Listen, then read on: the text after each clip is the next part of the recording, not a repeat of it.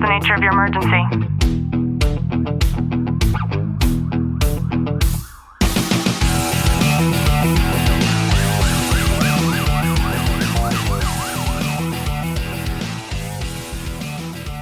Welcome back to the Tactical Living Podcast. I'm your host, Ashley Walton, joined by Sergeant Walton. Clint, how are you? I'm excellent. We're going to talk about what happens when you hate your partner, but you still do your job well. And inside of our Police, Fire, Military, and Families Facebook group, every Wednesday, I have this sort of venting thread. And it's a space for people to just kind of talk about some things that suck. And sometimes people will post on the thread, and a lot of the times people will reach out to me directly just to vent, which is exactly what that's there for. And on a regular basis, there's one person in particular, and he doesn't work in law enforcement, but something that is his biggest stressor in life are the coworkers that he works with. And for a lot of people, I know that it's also admin that they work with. Maybe you have a micromanager. And I think that for the people that do their job really well, having people that surround you that don't, or that do things that are indicative of like still being in high school, that can make your life a living hell. Yeah, I think if we really look into it, like we've all had those partners, we've all had those bosses, those supervisors that you have issues with, and it makes things tough when you're working with them, when you're in that environment. And like I've had some partners that I could sit here and share stories about, and you'd be like, what the heck?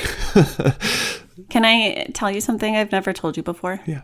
And I'm sharing this because I had my feelings validated by a female who had posted like a 5-second TikTok, and all it was her driving in the car, and then it had a caption saying something like, me sitting here crying in my car as I write my husband's obituary in my head, even though nothing has ever happened to him.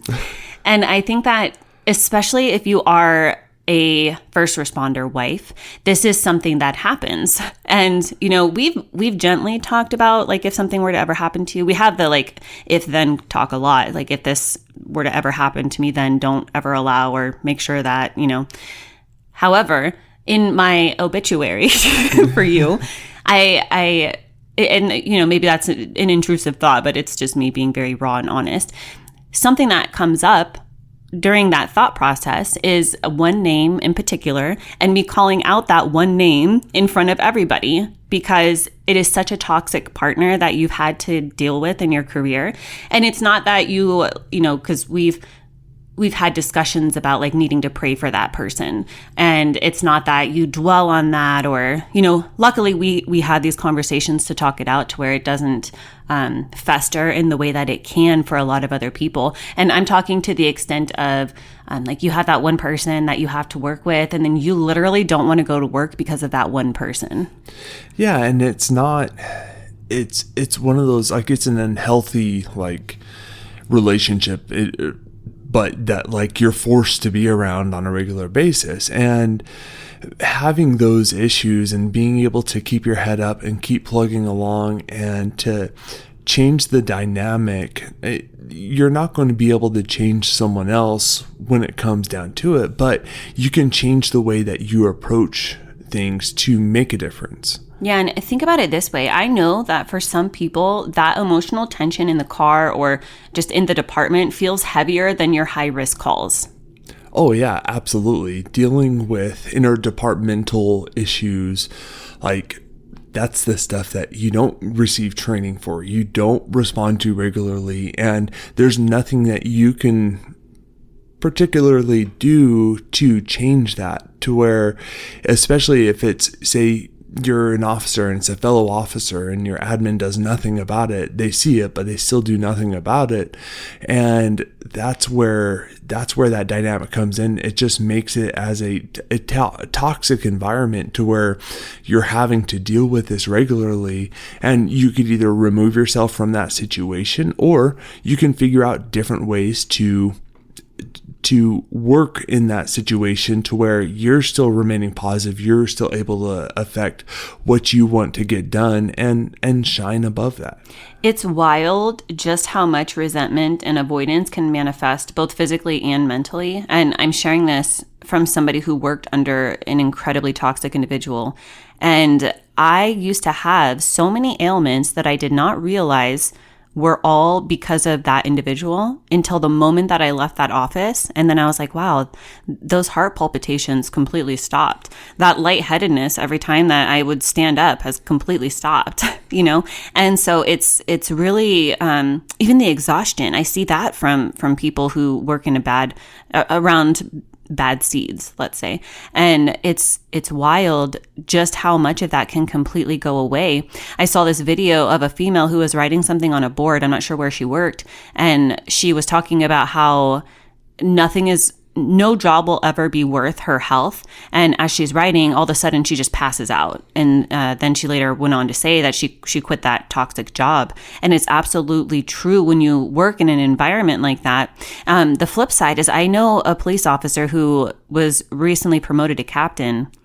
And for years, we've been kind of going through some of the minutia of the difficulties that he had with the people that he worked with. And he works for a very, very small department. And so I think that makes it even worse. And, you know, going through things, maybe people retire or people kind of straighten out their act a little bit. Some people get reprimanded. And now he literally put in his notice to now being promoted, and he's very happy. Yeah, and it's good because now, especially with moving up to that higher rank, you have the means and capabilities to affect that change and to address those issues in a different way.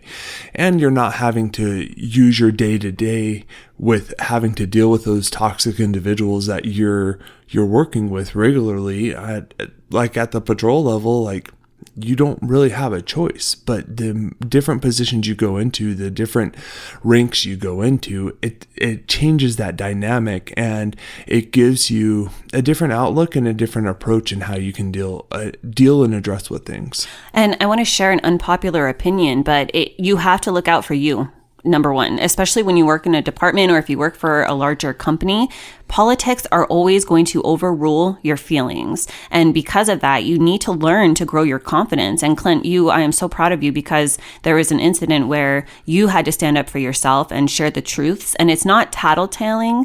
And a lot of people, I think, get that wrong, right? When you're potentially putting yourself or your career at risk because you're not speaking up and then sharing the truths, they're going to go unspoken. And that individual who's causing all of this angst is going to continue to do that to other people too. And it's very important to make sure that you are addressing this and taking care of it appropriately, not in a tattletale way, but lay out the facts if you need to a higher admin. And when you don't, then mistrust can creep in, and this can interfere with critical decision making, or even being able to perform at the best, or even making the right decisions if you have that one person who's emotionally interfering with being able to.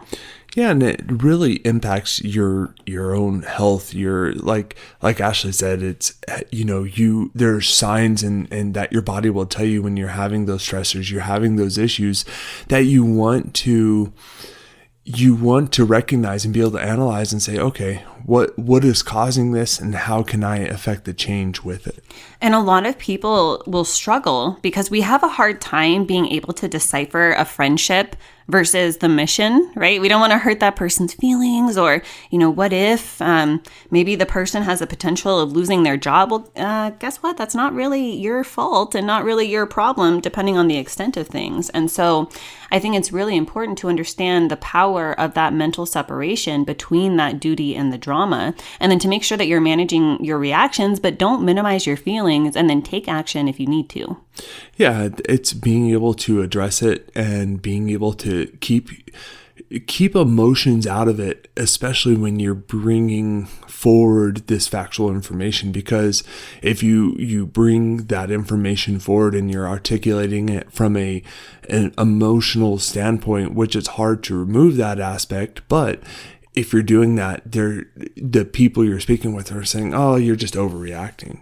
I've told you this a few times throughout your career, Clint, to start documenting your experience. And we all have a phone in our hands. We all have voice to text. There's literally no excuse to not document things. And I think that Sometimes we will think that we won't need something, but if somebody is already showing this type of behavior, you need to do everything that you can in order to be able to protect yourself. And one of the easiest ways to do that is to just go into the Notes app on your phone and then, put the date and then give all of the quick specifics. That way you have everything documented.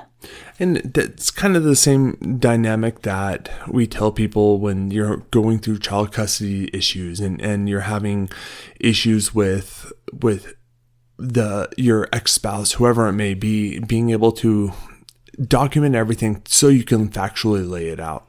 Yeah, and I think too that we need to be honest with ourselves as well. Like, am I the problem? And really self-analyze that. But if it becomes this habitual pattern to where you know for sure that it's not you, just take the action that's necessary. I hope you've gotten some value out of today's episode. If you have, do us a favor, drop a review, subscribe down below, and as always, know that I'm sending you a long, tight hug from my home to yours.